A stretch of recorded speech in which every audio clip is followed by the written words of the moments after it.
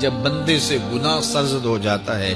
اور وہ معافی مانگ لیتا ہے تو اللہ کو وہ بندہ بڑا ہی اچھا لگتا ہے۔ انسان کے اندر چونکہ یہ دونوں چیزیں رکھی گئی ہیں تو کبھی کبھی اس سے گناہ بھی سرزد ہو جائے گا۔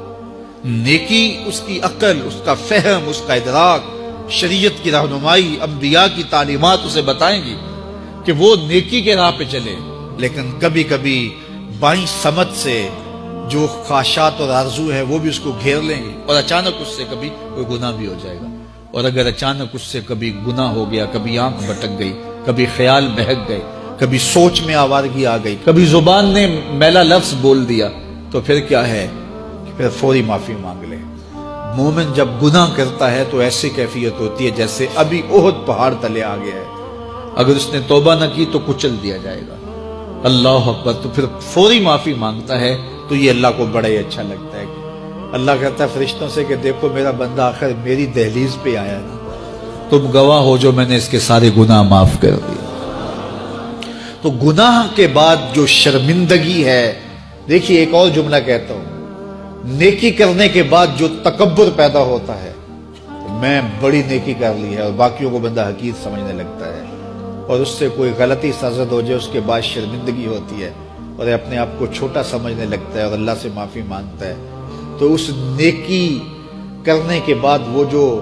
آپ کے اندر تکبر اور رعونت اور عجب پیدا ہوا،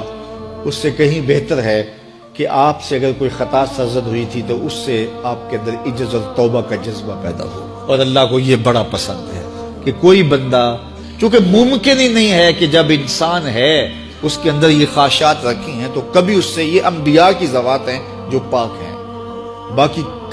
کبھی کچھ خطا سرزد ہو جائے گی، اس سے معذرت کر لے۔ تو آپ نے نام سنا ہوگا ایاس کا، محمود غزنوی کا بڑا محبوب وزیر تھا اور بہت زیادہ بادشاہ اس سے محبت کرتا تھا، تو آیان سلطنت جلتے تھے، تو بادشاہ گاہے گاہے کوئی ایسا منظر ان کو دکھلاتا کہ اس سے میں خاص پیار کیوں کرتا ہوں۔ ایک دن بادشاہ کے ہاتھ میں موتیوں کی بھری ڈبیا تھی اور محل کے اندر یہ ایک حوض تھا،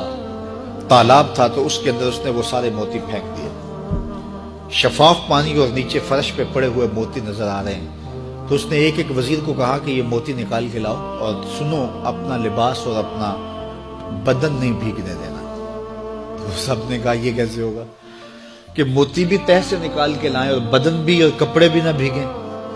تو دوسرے کو کہا، اس نے کہا حضرت یہ کیسے ہوگا، یہ شرط ہٹائیں تو پھر میں نکال کے لاؤں۔ جب بات آئی ایاز کی تو ایاز نے فوراً چھلانگ لگا دی، موتی پکڑے، ڈھونڈے، ہتھیلی میں لیے اور کانپتے ہوئے بدن کے ساتھ بادشاہ کے سامنے پیش ہوا، حضور یہ لے لیجئے۔ بادشاہ غصے میں تھا، میں نے کہا تھا لباس اور کپڑے بھیگنے نہیں چاہیے، تیرے بدن سے پانی نچڑ رہا ہے، تیرے لباس سے پانی نچڑ رہا ہے، یہ کیا؟ تو ایاز نے ہاتھ باندھ کے کہا، بادشاہ سلامت، آپ کے دو حکم تھے، ایک حکم یہ تھا کہ موتی نکال کے لانے، دوسرا حکم یہ تھا کہ کپڑے اور بدن بھیگنا نہیں چاہیے۔ ایک کام میں نے کر دیا ہے، دوسری غلطی ہو گئی ہے، معافی چاہتا ہوں۔ تو کہا وزیرو یہ ہے خوبی اس کی، تم نے کہا ہم کیسے نکال کے لائیں،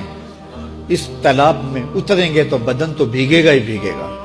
تو کہا جب شہوات دی گئی ہیں، خواہشات رکھی گئی ہیں، آرزویں دیوانی ہیں، اور پھر اس کائنات کے اندر رہ کر کے حضرت انسان کبھی تو اس تالاب کی غلاظت سے اپنے آپ کو بھر ہی دے گا، تو پھر کمال کیا ہے کہ نیکی کے پھول پیش کر دے، سجدے کے موتی پیش کر دے، رکوع اور قیام کے موتی پیش کر دے، ہمدردی انسانیت کے ساتھ پیار کے موتی پیش کر دے،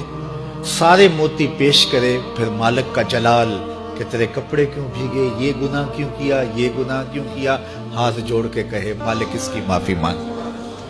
تو اللہ تعالیٰ پچھلے گناہ نہ صرف معاف کرتا ہے بلکہ ان گناہوں کو نیکیوں میں تبدیل کرتا ہے۔